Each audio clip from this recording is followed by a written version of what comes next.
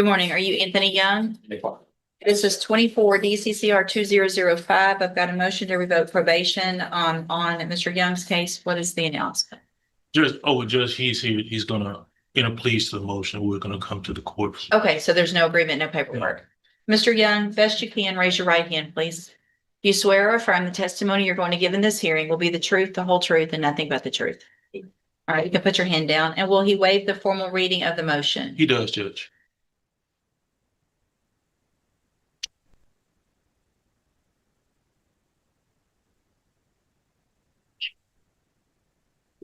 Mr. Young, I have a motion to revoke your unadjudicated probation.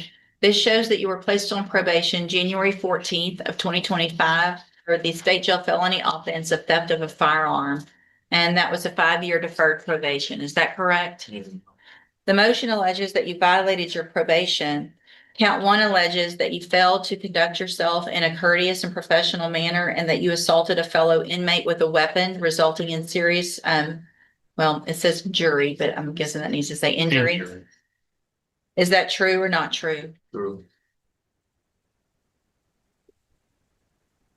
Count 2 alleges that you failed to successfully complete the cognitive track of the ISF program and that you were unsuccessfully discharged because of that assault. Is that true or not true? True. Did you enter your pleas of true to counts 1 and 2 freely and voluntarily? Yeah. And because they're both actually true. All right, then I'm going to find that you entered those pleas of true freely and voluntarily, find those counts true, find sufficient evidence to find you guilty and revoke your probation, but I'm going to reset your case so that we can get an updated pre-sentence report. It'll just give me more information, I guess, about what's been going on since you've been in custody.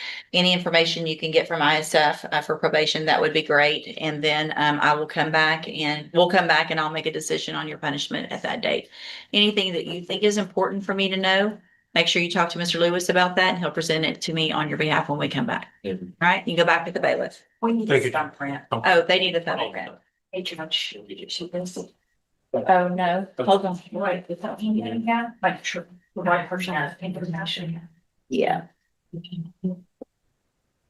Yeah. It's like, well, I need it.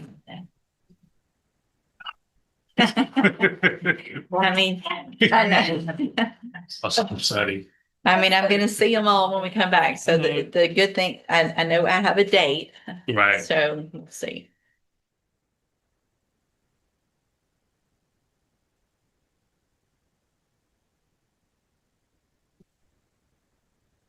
Mr. Young, come back in front of me for a second. So I don't know if you guys are talking in the back or if anybody's been talking at the jail about my frustration with how inmates are acting and treating the correctional officers and misbehaving. Been hearing about that out there a little bit? So if you've been hearing that out there, then why would you still be acting like you were acting? Do you not think I'm going to know? You know, I mean, I get the reports, every time there's an incident report, I get it. And I have pages here. It looks like you like to smoke, don't you? You don't? Well, if you don't like to smoke, then why do you keep smoking and getting incident reports? Because that doesn't make sense to me at all. Right? Make that make sense for me. Why would you do something that you don't like and get an incident report, knowing that I'm going to see it?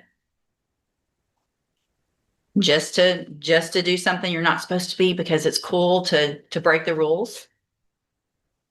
It's not cool to break the rules because let me tell you, when you come back in front of me in about 5 or 6 weeks, I'll know what day today is. And if there are more incident reports and you continue to act like you have been acting and doing the things that you've been doing, including hiding paraphernalia and body parts, I know about that.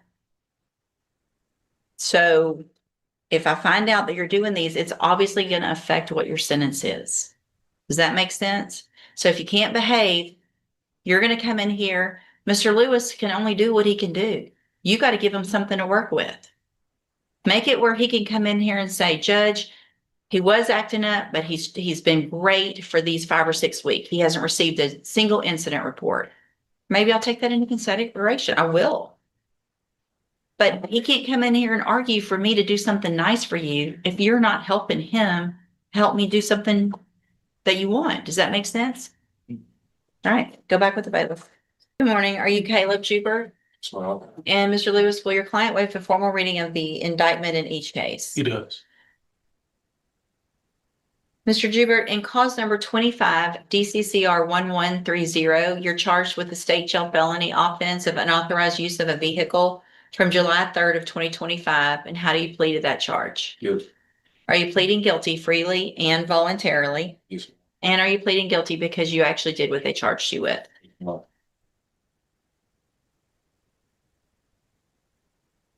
And then in cause number 25, DCCR 1131, you're charged with the 3rd-degree felony offense of evading arrest or detention with the use of a vehicle from July 3rd of 2025. And how do you plead to that charge? Yes. Again, are you pleading guilty freely and voluntarily? Yes, ma'am. And because you did what they charged you with? Yes, ma'am. In each of these cases, I have here on the tablet some documents that have your signature on them that the state's marked as exhibit number 1. Before you signed these, did you go over them with Mr. Lewis? Yes, ma'am. Do you fully understand them? Yes, ma'am. And do you understand if I follow the agreements that you've made with the district attorney that you'll be waiving or giving up any right to appeal? Yes, ma'am. And it looks like, let me get to this other one real quick.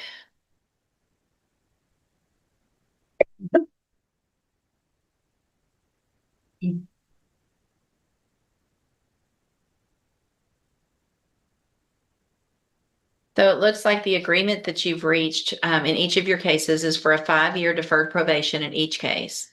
It looks like there would be a $500 fine in the unauthorized use of a motor vehicle and a $300 fine in the evading arrest or detention with the use of a vehicle.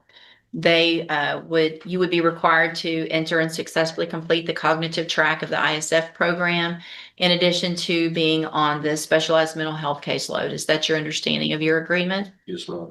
Do you also understand, if you're not a U.S. citizen, that a plea of guilty or no contest may result in your deportation, exclusion from admission to the country, or denial of naturalization under federal law? Yes, ma'am. State tenders number 1 in each case. No objection, Judge. It's admitted in each case. Is there any evidence that Mr. Jubert's not competent? No objection. All right, Mr. Jubert, in each of your cases, I'm going to find that you entered your pleas of guilty freely and voluntarily, find that you're mentally competent and understand the nature and the consequences of those pleas, find sufficient evidence in each case to find you guilty. However, I'm going to reset your cases so that the probation department can do a pre-sentence report. That'll give me more information about you and your cases, and then we'll come back later for sentencing. Yes, ma'am. Are there any reports? Just, and may I just put something on the record Mhm. very briefly? Mr. Lewis and I think are very much on the same page that we don't want this young man hopefully to have a felony conviction at his very young age, maybe try to get him on the right track with ISF. It's my understanding he's kind of expressed some hesitancy with being on probation and may have wanted to just do time. So I would just ask him to think about it while they're doing that PSI. If he really didn't want to go this direction, we can discuss an alternative offer. I don't want him to take another young man's spot in those programs, but I really hope that he wants to avail himself of not being a convicted felon. You understand what Ms. Malfino is saying? Yes, ma'am. That's what we all want, really. And we hope that you would want that for yourself, is because if you just take a deal and get some time and go do your time and get out, may be easier, may not, but in the short time, it's maybe easier. But in the long run, for the rest of your life, you're going to regret that because you're going to be a convicted felon. And that changes your life so negatively in so many ways. You can't live certain places. You for sure can't get lots of jobs you can't get and things like that. So you got some time where the probation will come out and talk to you. Think about that. It looks like you're doing well in jail. There's no incident reports. I've been telling everybody, I'm fussing at half the people today, but I appreciate that you're behaving and following the rules. Continue doing that. What that shows me is that you have it in you to be very successful on probation. You just kind of got to get in the right lane and go the right direction. All right. So we'll see you back at sentencing. Thank you, Coach. Good morning. Are you Derek Shinkle? Yes, ma'am. And this is 25 DCCR 1797. Mr. Shinkle's charged with aggravated assault with a deadly weapon. Mr. Lewis? But Judge, I've been informed that actually John West is going to be representing Mr. Shinkle. He Okay, hasn't signed on to it yet, but I know that his family evidently is trying to make that connection to get that done. I think he's previously done some work for him, okay. and they were gonna. So, Mr. Shinkle, do you want me to reset your case to give your Yes, family some please. time to hire Mr. West? Then we'll reset it a normal reset. That's about 30 days. Mr. Lewis is still your attorney. If for some reason that doesn't happen within the next 30 days, then we'll need to get moving on your case with Mr. Lewis at that time, okay? Okay. All right, we'll see you back in about 30 days.